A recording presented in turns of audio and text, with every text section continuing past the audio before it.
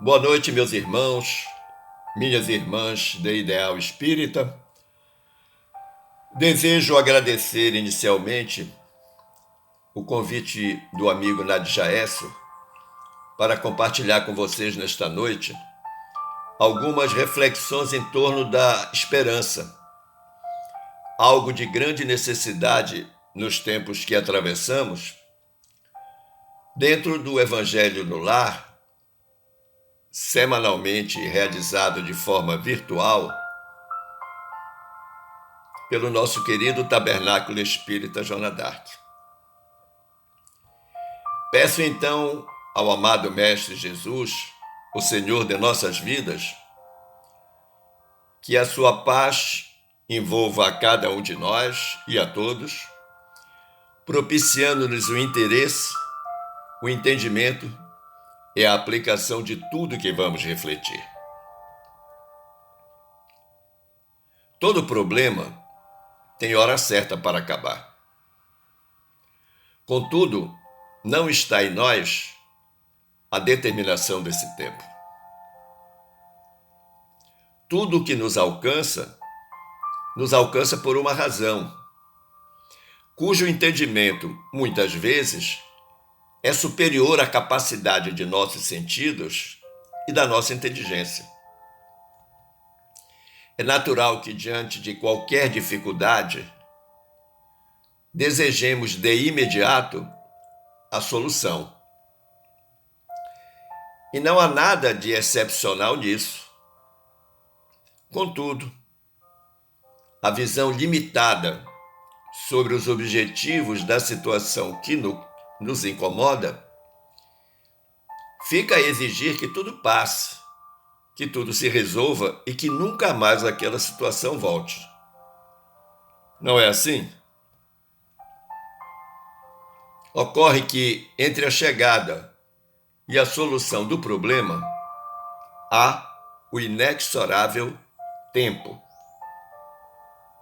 que muitas vezes açoita-nos como um látego impiedoso, nos levando a pensar e até dizer: Senhor, até quando vou passar por isso? Certo ou errado? Vocês dirão certo. Mas é na duração desse tempo que está o cenário onde desenvolveremos uma das virtudes da trilogia cristã, que, se não é a mais importante, com certeza é a mais necessária. Eu falo da esperança, situada entre a fé e a caridade, alicerce de todo ideal espírita. Apenas por mera curiosidade, eu pesquisei em nosso Evangelho segundo o Espiritismo e observei que a palavra fé se repete 299 vezes. A palavra esperança, 60 vezes. E a palavra caridade, 294 vezes. E aí chamou a minha atenção o fato de que a esperança aparece 4 vezes menos que a fé e a caridade. E aí, utilizando uma lógica da metodologia científica, por uma simples amostragem, eu examinei alguns textos do próprio Evangelho em que a esperança comparece e observei que em muitos destes textos a esperança se encontra nas instruções dos Espíritos e geralmente associada ao verbo esperar, o que não é correto, pois o verbo do substantivo esperança é esperançar, que é um verbo transitivo pronominal, que significa almejar, sonhar, buscar. O filósofo, teólogo e professor Mário Sérgio Cortella nos diz em boa hora que é preciso esperançar, olhar e reagir a tudo que não tem saída. embora nós saibamos que para tudo sempre haverá uma saída. E o professor Cortella nos incentiva, então, a deixar a zona de conforto para nos lançarmos em novas perspectivas e provocarmos as mudanças que se fizerem necessárias. Ou seja, ele está dizendo para a gente: levanta, sai daí e vai trabalhar, que a solução apareça. Para o verbo esperar, o substantivo que o designa é paciência. Um tema muito bem abordado pela nossa irmã Cíntia no dia 2, próximo passado. Para o verbo esperançar, o substantivo que o designa é esperança. Muito bem? Tudo claro até aqui? Mas se esperança está citada entre a fé e a caridade, não foi por acaso que os espíritos superiores disseram dessa forma ao insigne codificador Allan Kardec. Podemos imaginar que a fé é o elemento acelerador, aquele elemento que starta, que dispara o mecanismo de realização de algo, de alguma coisa. A esperança é o próprio tempo de maturação desse mecanismo que a fé disparou. E a caridade é a ação propriamente dita e que é sempre transformadora da realidade. Tomemos, por exemplo, essa situação abençoada que estamos vivendo. Sim, eu digo abençoada porque ela nos trouxe aquilo de que sempre nos queixamos não ter: o tempo. E por que nós dizemos não tive tempo, não tenho tempo, não terei tempo? Porque a nossa esperança é vã. E se eu não souber conjugar o verbo esperançar, eu não saberei almejar, buscar, sonhar. Portanto, eu não vou me permitir esse tempo de maturação conferido pela esperança. Daí eu vou logo dizendo que não tenho tempo, que não tive ou que não terei tempo. Lembremos, meus amigos, minhas amigas, que tempo é questão de preferência. Seu filho vai saindo de casa e você diz para ele: vá visitar sua avó, que ela está doente. Ao final da tarde ele volta e você pergunta naturalmente: foi visitar sua avó? E a resposta imediata é: não, mamãe, não tive tempo. E a mãe pergunta: e você foi para onde? E ele responde: eu fui ao cinema. Então observe que tempo ele teve, mas não teve a preferência de ver a sua avó que estava doente. E preferir é esperançar. Mas eu disse há pouco que a esperança está situada entre a fé e a caridade. E vocês haverão de perguntar por quê. Pensem comigo. A fé é um atributo do Espírito, uma virtude do encarnado, que vem sendo construída ao longo de sucessivas reencarnações. Portanto, é algo que nós vamos construindo paulatinamente. A fé deriva de fides, que significa fidelidade. E para nós cristãos, especialmente cristãos espíritas, é preciso perguntar: fidelidade a quê ou a quem? As leis divinas, claro. Mas ocorre que muitos confundem fé com crença, que na origem latina deriva de credere, que significa acreditar. Daí se dizer, por exemplo, a fé católica, a fé evangélica. Na mitologia romana, Fides, apesar de ser uma palavra grega, era a deusa da palavra dada. E a sua representação era uma senhora idosa, de cabelos brancos, mais velha que o próprio deus Júpiter. E o culto à deusa Fides foi introduzido entre os romanos pelo imperador Numa Pompílio,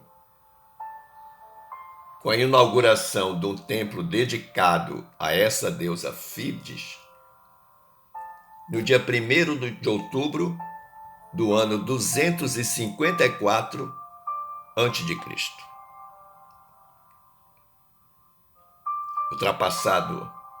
Ultrapassada essa descrição histórica, pensemos que, sendo um elemento catalisador das realizações, ou seja, aquele que starta, que dispara, tudo o que fazemos começa na fé. Como fé, fidelidade às leis divinas, emergem daí as responsabilidades e os deveres que temos uns para com os outros. Responsabilidades e deveres que temos para com a Mãe Natureza, para com o universo. Não nos esqueçamos que nós somos seres universais e não terráqueos. Que em verdade nós somos espírito, presentemente vivendo uma experiência na carne. Na Terra nós estamos apenas estagiando nessa espetacular jornada evolutiva do nosso espírito. E a esperança? Que podemos falar sobre ela? Na base de dados da Bíblia do Caminho, nós temos 74 textos relativos à esperança e 89 aforismos. Então, por aí podemos perceber a importância do assunto.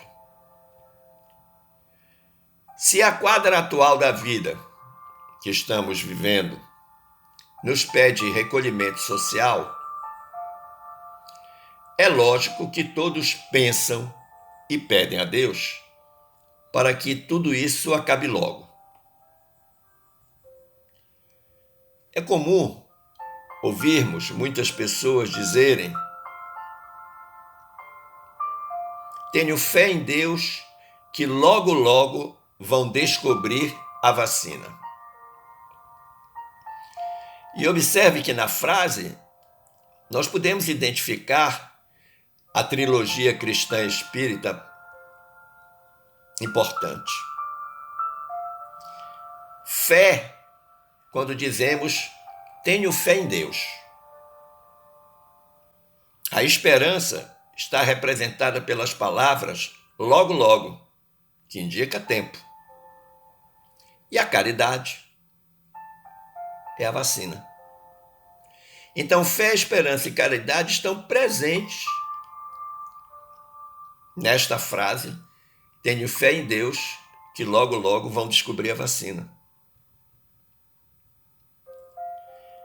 Observemos que a esperança é o contraponto do desespero, sua antítese, por assim dizer. E isso nós podemos encontrar muito bem explicado na Revista Espírita de fevereiro de 1862, na temática Ensinos e Dissertações Espíritas, no capítulo intitulado A Fé, a Esperança e a Caridade, baseado na primeira carta de Paulo aos Coríntios, e quando a médium, senhora Kazemaju, recebeu do espírito de sua filha Felícia, que havia desencarnado há pouco tempo, uma linda mensagem sobre a esperança. No final da mensagem, o espírito benfeitor, o espírito Felícia, diz algo extremamente importante sobre a esperança. Ela, na mensagem, se apresenta dizendo: eu sou a esperança. E ela fala assim: não me repelais, porque o anjo do desespero me faz uma guerra obstinada e se consome em vãos esforços para tomar o meu lugar junto de vós.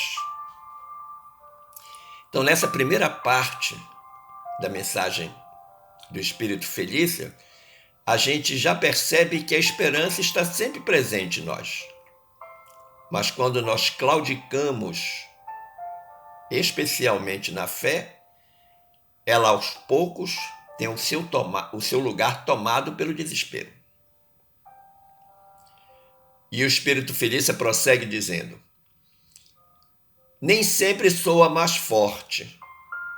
E quando ele, o desespero, consegue me afastar, vos envolve com as suas fúnebres asas, desvia os vossos pensamentos de Deus e vos arrasta ao suicídio. Uni-vos a mim para afastar sua funesta influência e vos deixai embalar docemente em meus braços, porque eu sou a esperança. Eu li e reli esse trecho e fiquei com uma natural suspeita de que Felícia provavelmente tenha desencarnado através do suicídio. Daí ela se aprestar logo em voltar nas reuniões espíritas lá da Sociedade Espírita Parisiense para trazer o testemunho dela. Porque ela, inclusive, ela diz: desvia os nossos pensamentos de Deus e vos arrasta ao suicídio. Ela reconhece que, por vezes, fraquejamos e permitimos que o desespero nos assuma o controle, podendo até nos levar ao gesto extremo do suicídio. Eu recordo que na palestra de Cíntia, por ocasião das perguntas, algumas médiuns relataram experiências difíceis que tiveram em época do coronavírus e que chegaram a ficar, não sei se apenas angustiadas ou até desesperadas com aqueles sintomas que estavam a sentir relativos à doença em face de suas mediunidades.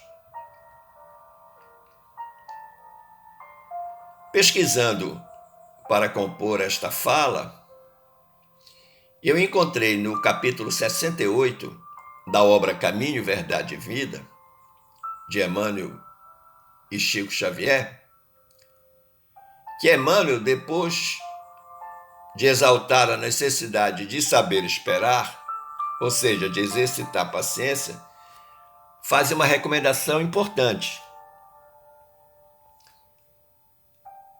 Ele diz: sejam, pois, quais forem as tuas dificuldades, espera, fazendo em favor dos outros o melhor que puderes, a fim de que a tua esperança se erga sublime em luminosa realização. Então perceba, meu amigo, minha amiga, que também na literatura espírita, na literatura subsidiária, normalmente se relaciona esperança com o verbo esperar. Isso fica claro nesse fragmento de texto lá do capítulo 68. Se bem entendemos o mentor iluminado de Chico Xavier, ele assinala que mesmo diante das piores dificuldades, o exercício da paciência na linha do tempo, que é a esperança de que tudo em algum momento vai passar, vai erguer-se como luminosa realização.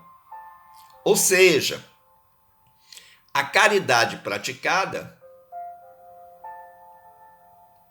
como ele coloca na metade da sua frase, né? Fazendo em favor dos outros o melhor que puderes, essa caridade praticada em favor de nós mesmos e dos outros aparecerá fulgurante, porque ela foi entretecida com os fios da paciência no tear da esperança. Usando a linguagem metafórica da contemporaneidade, a palavra de ordem é: continue navegando, pois a vida não cessa. E essa linguagem metafórica justifica uma recomendação de Emmanuel, que está no capítulo 14, intitulado Alma e Esperança, agora já de outra obra, a obra chamada Alma e Luz. Quando o benfeitor Emanuelino assim se expressa, ele diz: os únicos derrotados no movimento criativo da vida são aqueles que atravessam a existência perguntando o porquê das ocorrências e das coisas, sem se darem ao trabalho de conhecer-lhes a origem. E isso é algo que está acontecendo muito entre as pessoas, sejam cristãs ou não cristãs, espíritas ou não espíritas. Todos nós conhecemos, de forma sobreja, a origem dos males que se abatem sobre nós. Tudo que acontece de dificuldade em nossa vida, nós sabemos a origem. Está lá no nosso Evangelho, está lá em O Livro dos Espíritos. Mas isso, como diz Emmanuel, não é motivo para desistir, para se desesperar, para abandonar o processo criativo da vida, que se alimenta da esperança criada no coração paciente e caridoso.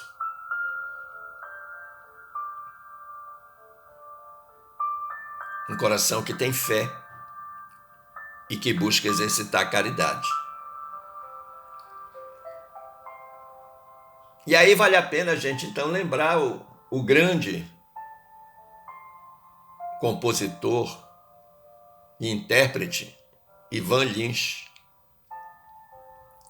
quando ele diz: desesperar jamais. Aprendemos muito nesses anos. Afinal de contas, não tem cabimento entregar o jogo no primeiro tempo. E que primeiro tempo é esse? Aquele em que a paciência se esvai, vai embora, desaparece. O desespero assume o leme da vida e a esperança se dilui qual uma espuma branca na onda que chega na beira da praia.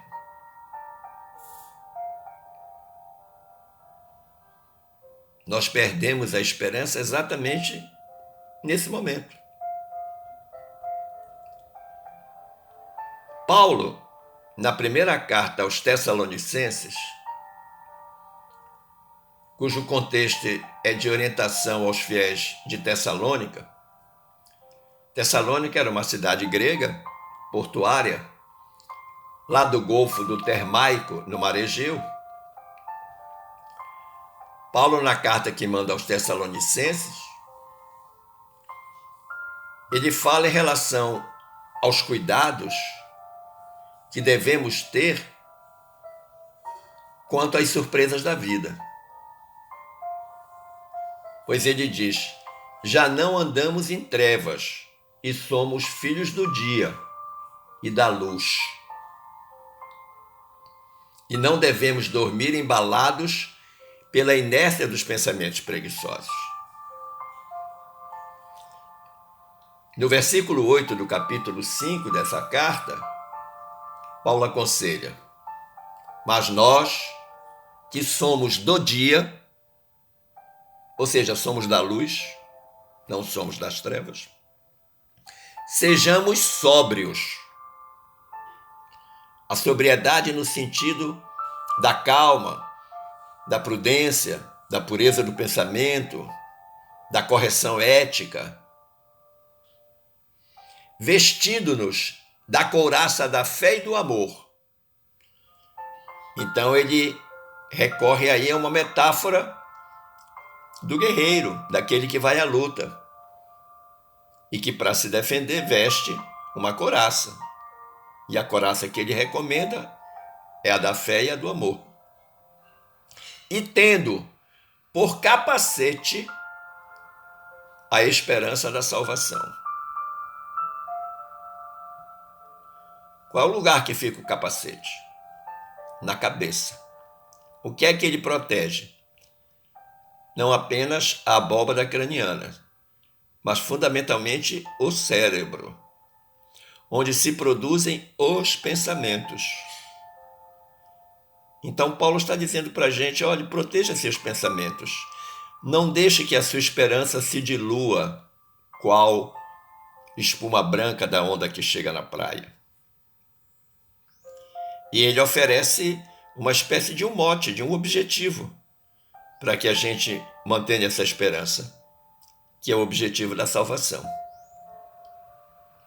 Então a gente percebe que no aconselhamento paulino retorna a trilogia: fé, esperança e caridade. Sendo que no texto dele, a caridade vem com o nome de amor. E a gente sabe que caridade é amor em movimento. Devemos lembrar sempre da esperança para que a nossa caridade não se faça incompleta. Não podemos esquecer-nos da paciência divina, suportando-nos as faltas e as omissões, mas sempre esperançosa de nossa redenção pelo trabalho no bem. Deus tem uma profunda esperança de que nós, em breve tempo, retornemos à senda do bem. É necessário, então, recordar sempre essa infinita caridade de Deus, refazendo-nos a oportunidade de servir e aprender, de resgatar e sublimar todos os dias. Seja onde for e com quem for, devemos sempre atender à esperança para que o mundo conquiste a vitória a que se destina. E o mundo somos nós. Lembre-se, meu irmão, minha irmã,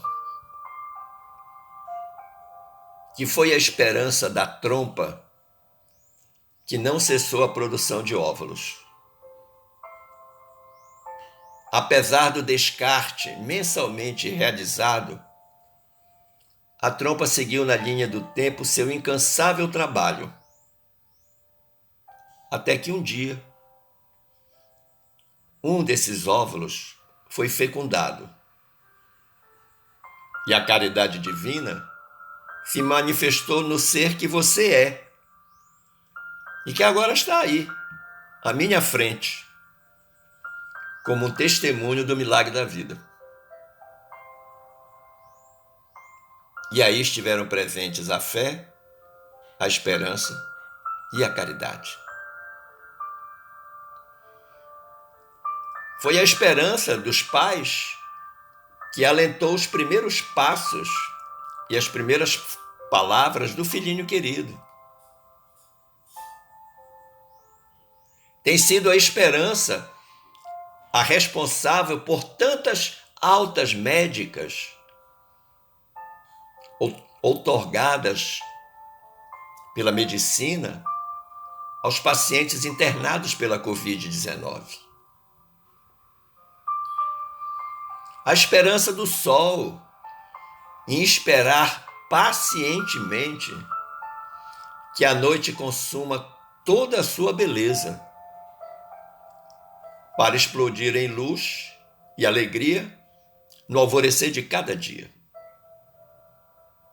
E ninguém nos dá melhores lições de esperança que a própria natureza. O grande Batuíra, lá no capítulo 63 da sua obra Mais Luz, afirma com indelével serenidade: incessantemente o dia amanhece de novo para cada um de nós.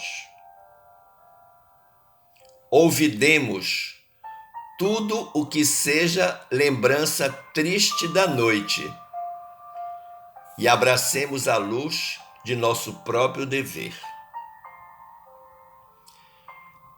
Nada tem mais significado do que a esperança nesse texto do Batuíra. Ou seja, a oportunidade de fazer melhor sempre virá no dia seguinte, após a noite das tristes lembranças. Mas para que isso aconteça, nós precisamos acalentar essa esperança no curso das horas. Nós precisamos esperançar. E Emmanuel, lá no capítulo 4 da obra Mãos Unidas, ele faz uma brilhante relação entre esperança e Deus. Emmanuel diz: ninguém sem esperança, ninguém sem Deus. A vida que vivemos não é obra de nossas mãos, mas das mãos de Deus. E esse é o poder que nos dotou de movimentos e percepções,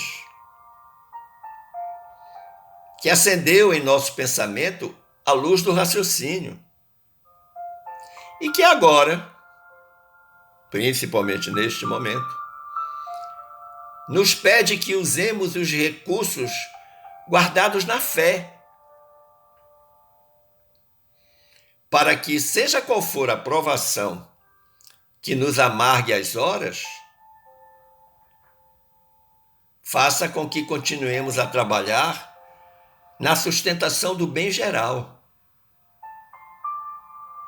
Fazer o que estamos a fazer agora, um evangelho no lar da intenção da humanidade. Porquanto, se nos ajustarmos ao privilégio de servir, seja qual for a prova em que nos encontrarmos, reconheceremos logo, de imediato, que o amor é um sol a brilhar para todos e que ninguém existe sem esperança e sem Deus. Gratidão pelo carinho da sua atenção e fiquemos todos em paz com Jesus. Forte abraço.